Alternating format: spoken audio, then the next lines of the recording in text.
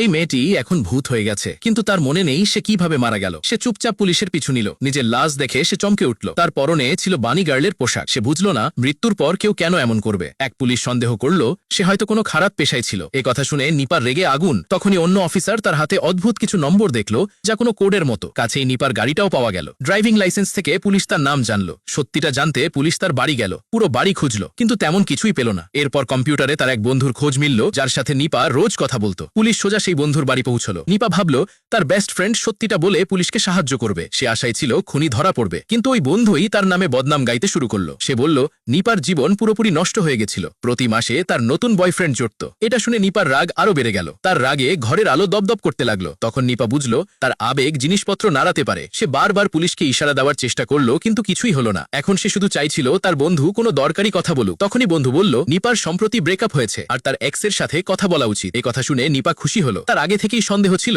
যে ওই ছেলেই খুনি। দুই পুলিশ সেই বারে গেল যেখানে তার এক্স কাজ করত, আর তাকে নিপার মৃত্যুর খবর দিল। কিন্তু অবাক করা বিষয় হলো তার কোনো দুঃখই হলো না। উল্টে সে নিপাকে নিয়ে মজা করে বলল সে তার যোগ্য শাস্তি পেয়েছে। এরপর সে নিজের ফোন দেখিয়ে বলল খুনের রাতে সে তার নতুন গার্লফ্রেন্ডের সাথে ছিল। তার কাছে ছবি আর ভিডিও প্রমাণও ছিল। ব্রেকআপের পরপরই তার এক্স নতুন মেয়ের সাথে ছিল। এটা জানতে পেরে নিপার রাগে ফেটে পড়ল। সে রাগে তাকে ধাক্কা মারল, যার ফলে পুলিশের সাথে তার হাতাহাতি বেঁধে গেল। মনে মনে নিপা এক অদ্ভুত আনন্দ পেল। তখনই সে বুঝল রাগের মাথায় সে জিনিসপত্র ছুঁতে পারে। এর মানে সে নিজের মৃত্যুর সত্যিটা নিজেই খুঁজতে পারবে। সে তক্ষুনি বাড়ি ফিরে সব সন্দেহভাজনের তথ্য দেওয়ালে লিখে ফেলল। সে ঠিক করল একে একে সবার তদন্ত করবে। পরের দিন সে থানায় গিয়ে দেখল তার কেস ওখানেই আটকে আছে। দুই গোয়েন্দা বুঝতে পারছিল না এরপর কি করবে। সে প্রমাণ রাখার ঘরে গেল, যেখানে এক মহিলা অফিসার মন দিয়ে প্রমাণগুলো দেখছিল। যদিও খুব একটা অগ্রগতি হয়নি, কিন্তু এতে নিপা সাহস পেল। বাড়ি ফিরে সে আবার কেসটা নিয়ে ভাবল। তখনই টেবিলের একটা ছবির উপর তার চোখ পড়ল, যেখানে সে আর তার বন্ধু একটা চাবুক ধরেছিল। ঠিক ওই চাবুক দিয়েই তাকে ক্রাইম সিনে বাধা হয়েছিল। এবার সব পরিষ্কার হয়ে গেল। তার বেস্ট ফ্রেন্ডই আসল খুনি। রাগে নিপা সোজা তার বন্ধুর বাড়ি গিয়ে ঘরে ভাঙচুর শুরু করলো। তার বন্ধু ভয়ে পিছিয়ে গেল। তখনই আওয়াজ শুনে তার ভাই ঘর থেকে